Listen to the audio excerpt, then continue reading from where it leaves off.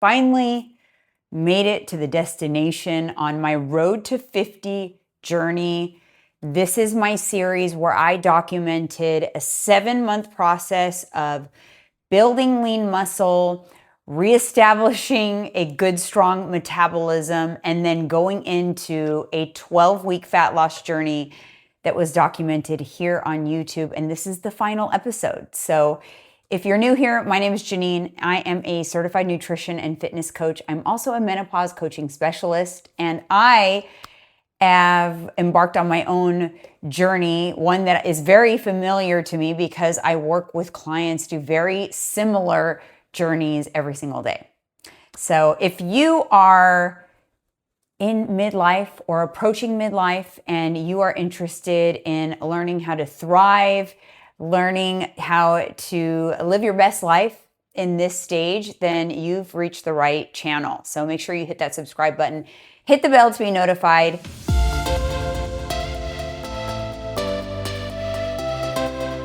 Now let's get into it. First of all, I want to say if you are new here, this was a series and I have many episodes. So if you stumbled upon this particular episode and you're curious about what this journey was like, then go back to episode 1. I will link the playlist up here so that you can access it easily. But basically, I am 50 and I wanted to make sure that I entered into this phase of my life looking and feeling my absolute best. And I wanted to do it in a very healthy way and a way I could sustain, not just for a birthday or one day or a trip or anything like that, but a look and physique and feeling that I could sustain well beyond into my 50s, 60s, and beyond. So I knew that I had needed to go through this process just because where I was metabolically. My calorie bank was pretty low. I had lost lean muscle. I just wasn't in a really great spot. But I did embark on the journey. I executed the strategy, and here I am. And I'm really happy with where I landed. So in this episode specifically, I want to let you know what we're going to do. We're going to kind of cut right to the chase. We are going to go over what my results were. I will let you know where my weight is, show you pictures, show you, all of my stats. But more importantly, I'm going to go over what I'm going to do now, because what I do now is arguably the most important thing, because that is what will set me up for success and sustainable results. Because what is the point of reaching a fat loss goal or a physique goal if you cannot hold on to it? And this is what I am so passionate about. It is the process I teach my clients about, because so many people do these types of journeys and it's very, very temporary because they do not do it in the right way and they don't know how to sustain the results. So I'm going to go over my strategy on today's episode. So let's go ahead and get into the results and kind of like where I landed. Let's do that first. All right, so I'm going to put pictures up on the screen. I got to get my glasses on so I can see here. I review pictures on my big, huge monitor. My clients always cringe when they see the size of my monitor and think that I blow up their pictures this big.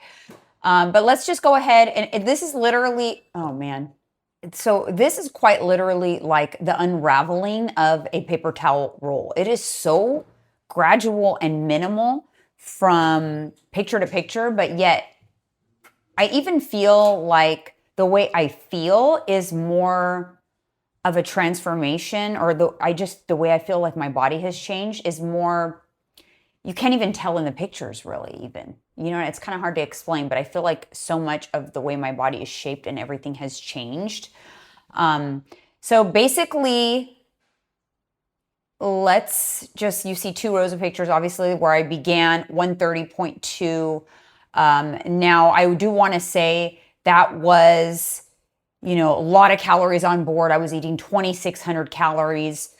So that first week, as you can see, the scale dropped by almost 2 pounds. And then the second week, it dropped by almost 3 pounds.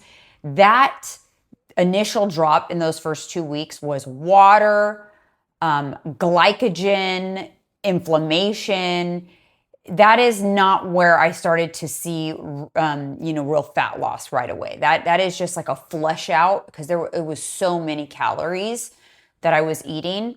And then it kind of, tapers off after that. Now, I will say the weights that you see on the pictures, they're not weekly averages. They were the weight that I was on that particular day. The way it kind of trended is earlier on, I was losing, some of the weeks I lost a pound to a pound and a half a week. I never changed my macros or my calories. I kept it 16 to 1800 the entire time in calories, kept my protein the same. The only thing, but the fat loss was faster and then slowed down significantly. So like the first half, pound to a pound and a half a week. The second half, I was averaging more like a quarter pound to a half pound a week. But the way it averaged out over the whole journey is I ended at 114.2. So from the very beginning, when I was filled with water and glycogen, it's a 16-pound difference. I would say, like that first 4 pounds or so was like a lot of water. So, the way I look at it is 12 pounds of fat loss over the course of 12 weeks. So 16 total pounds, 12 pounds of fat loss. That is like the sweet spot, to be honest, because I didn't really want to lose more than a pound a week. A safe place to retain muscle and lose body fat, if you're wondering for yourself, is 1% of your body weight. 0.5 to 1% of your body weight weekly. So a good place for me would have been, anywhere from 0.7 to 1.2 pounds per week, which I pretty much landed in that. Definitely averaged that over time. So that's kind of where I landed. I started with a 28-inch waist and ended with a 24-inch waist. It's just like a smidge below 24, to be honest. And, on the smidge is important to me. It was like 24, maybe like 23 and 3/4. I felt like that was a big shift for me. And that was a real point that really made me feel good about the process, that we didn't push it too fast. We didn't push too much, because that indicates a lot of body fat loss. Because if you start dropping on the scale and your waist is not dropping, that could be an indicator that you're losing lean muscle. So the waist is like, that is, my clients know this, like we very, very much use that waist measurement as a really important data point in the journey. So the other couple of things that I want to talk about is, I didn't have a lot of weight to lose, and it was relatively, a quick journey, 12 weeks. So my macros didn't need to change. For the most part, your macros, unless they're not right, and unless it might take some time to establish what they should be in the beginning, you shouldn't be changing them a whole lot unless you have more than 20 pounds to lose. Like, you shouldn't be changing them more than, around every 20 pounds or so. We might adjust the levers on carbs and fats and protein depending on how your body's responding, how your energy is. But I think a lot of times people, they adjust that stuff when they're not working with a coach. They make too many adjustments too quickly based on emotion and based on a noisy scale or a poor mood. And that is one of the biggest mistakes that women make when they are going through this process. So kept everything very stable. My steps even I thought I was going to throw in the step tool and really like crank things up, but I felt really good about the pace of my fat loss and where I was going. I didn't want to try to push more steps because I didn't want to risk potentially losing muscle. So we kept my steps at 8,000. I averaged about 8,000 steps, I would say. So that is a very sustainable place. And that is what we're going to talk about when we go into the reverse diet. So anyways, that's where I'm at. Very happy with the process. Feel like I retained a lot of lean muscle. I feel like I can go back to really focus on putting on more lean muscle, because you can put on muscle when you're in maintenance and in a reverse diet. So during the fat loss phase, I took the foot off the gas on my strength training. I maintained strength, but I did not push for PRs because I was afraid to put too much stress on my body which would cause my body to hold on to body fat. So we kind of let the foot off the gas there. We're going to put that foot back on the pedal as we reverse diet. So now let me get into my reverse diet strategy. Okay, so what a reverse diet actually is, it is where I'm currently in a calorie deficit. And I know this because I am losing body fat week over week. I need to get myself into a place where I'm no longer losing body fat and reverse, like get my metabolism adapted to higher calories again so that I can eat more without gaining body fat. So the reason for a reverse diet works, it increases energy availability. It allows my NEAT to rise naturally. What NEAT is non-exercise activity thermogenesis.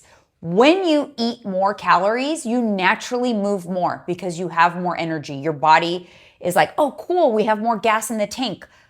Let's have Janine talk with her hands again. Let's just move more. So you will naturally burn more calories through NEAT when you increase calories. But we're not reverse dieting and trying to burn more calories intentionally through exercise in a reverse. That's important because then you're not really reversing. Okay. And that is a very important thing to think about. We're also increasing calories to support glycogen restoration, meaning that now my muscle bellies and my glycogen storage can be more full at any given time. A lot of times in a reverse diet, your body actually looks better because your muscles are fuller because there's more calories being stored in your muscles. This is not the same as holding water or feeling fluffy. This is you'll actually feel stronger and more muscular in this process. Increasing calories also improves training output. So it's going to give me more strength to actively go back into a progressive overload in my strength training. I'll still train the same number of days, but just with more intensity and with the intention of getting stronger rather than during the fat loss phase where my intention was just to kind of keep the strength gains I had gained, but not go for more, if that makes sense. It does not prevent scale gain. It's important to know. If I have been eating a certain number of calories every single day for the last 3 months, and suddenly I eat more calories every single day, that is more food, more glycogen, more carbs, more digestion that needs to happen at any given time that will result in the scale going up. It will go up a little bit. It will trend up a little bit for a while until we kind of settle into what our true maintenance is. And that is okay. It is not body fat. The whole process of a reverse diet is to increase calories while preventing gaining body fat. But it does not mean the scale is not going to be noisy and trend up a little bit. So it's a very important expectation to have. And the reverse diet will not work unless I am strength training with progressive overload, that I go back into that progressive overload mindset and I'm doing a program that is designed specifically for that, for me and based on where I left off in my build. So what I am going to do is, as you know, I'm going to start really conservatively with the reverse diet because I had a range of calories that I ate. I ate 16 to 1800. The way it worked out is I ate 1,800 or close to 1,800 or around 1,800 4 days a week because during my strength training, I always had an extra snack that was 200 calories before my workout. So on the non-workout days, I did not have that extra snack. I like to keep things very simple. And so those days ended up being around 1,600-ish calories. That is what I did during my fat loss phase, right? But because so instead of doing a range, when I go into the reverse, I'm going to just kind of like stick to the same calories every day just to keep it simple and clean. But I'm going to start on the low end. So I'm going to start assuming that I ate 1,600 calories every day. And now we are going to change it to 1,700. So I'm only going to go up 100 calories. And I'm going to do that for 7 to 10 days. This is to test my metabolic response to the extra calories. It will I'm starting slow to minimize fat overshoot to minimize my body going, whoa, where's all these extra calories? Let's store it because we don't know what to do with it right now. So that's why you do it very slow. And then 7 to 10 days allows me time to assess my weight trend and my waist trend during that time. So I'm going to keep my protein the same, and the added calories going forward will likely come in the form of carbohydrates. I'll keep my fats kind of the same, keep my protein the same, and I'm basically adding more energy to the tank in the form of carbs. So if you want to think about it in grams, it's like, think about just adding 25 extra grams to your whatever you've been eating through your fat loss journey. Add 25 more grams of carbs somewhere. More rice, more potatoes, just a single ingredient carb. Adding that just makes it easier. I'm not going to increase steps. I'm going to keep my same like 8K steps. Now, my steps might go up accidentally through increased meat just because I'm going to be more energetic, but I'm not going to deliberately increase steps. Oh, I also wanted to point out, I did not do a single bit of cardio, like get on a stair step or anything through my whole fat loss phase. I could have, had I needed to, if things were stalling out. That was a tool I could have used, but I didn't need to use it. So it makes the reverse a little easier because I don't have to like titrate down my cardio, because that's what you have to do if you had done that. So if I had increased my steps during fat loss or added cardio, I would also need to incorporate those levers into the reverse diet to titrate it down. So after the first 7 to 10 days, if my weight is stable, even if it's slightly up, if I trend up a half a pound to a pound, then I will add more calories at that point. If I trend up more than that, then I will hold at the 1700 for another 7 to 10 days. So that's where I'm at. There's kind of more in my process that I've kind of ironed out, my strategy, if you will. This is what I do for my clients as well, you guys, but I monitor it for you. That's what makes it easier, because it can feel like a part-time job a little bit and a little overwhelming, but it doesn't have to be. That is what I'm doing. That's how I'm starting up. So I'm starting off with 1700 calories, and then I'll give update. I'm going to conclude the Road to 50 series here. I'm going to do other types of very informational, educational videos on this channel. Again, in the whole midlife glow up genre, how to find your style, beauty, fitness, nutrition, all of that is still going to be here. We're just going to conclude this because my road to 50 is done, because I am 50. Now what is it going to be? My road to 51? I don't know. But I am going to not leave you guys hanging. I know a lot of you have followed along on this process, using these videos as a coaching tool for you. And I'm so happy that you're able to utilize it in that way. And thank you so much for all of your support on my channel, on this video. Let me just use this as a moment to remind you to subscribe, share my channel with people who might be interested, other people approaching midlife who need a little glow up. I do have a goal for myself, and I'm not afraid to admit it and put it out there. I want to reach my 100,000 subscribers this year. It's been on my vision board for the last 3 years to reach 100K. And we're about, 16,000 away from that. And so I would really appreciate your support on my ability to do that.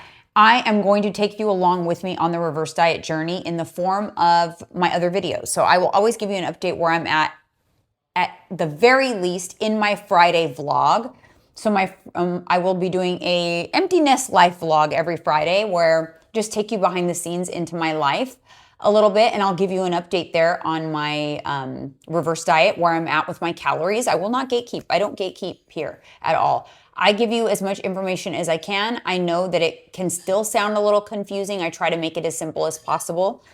In other news, what you can expect on this channel is I'm going to be doing a full day of eating every other Tuesday, starting in February. So the first Tuesday in February will be my first full day of eating for 2026, to show you guys how I'm eating, how I'm fueling my body, giving you guys food ideas. I know that those are very popular on this channel. And I'm also going to, include other very topic specific educational videos to help you on your fitness journey, on your fat loss journey, on your midlife glow up. So It's kind of like, you know, let's be midlife BFFs. This is your one-stop shop for nutrition, fitness, style, beauty, all the things that you need, because it is a package. It is not just about weight loss. It is a full package of everything that you can do to thrive internally and externally. And that is what this channel is all about. So thank you guys so much for all of your support. The community here is always so positive. There's a few trolls here and there that sneak on by, but we're not reacting to trolls anymore. It's all about positivity, inspiring, uplifting, and I can't wait to continue this journey in 2026. And I'm visualizing that 100K plaque right back here that you guys are going to help me get. But thank you guys so much for your support. And I'll see you guys in the next video.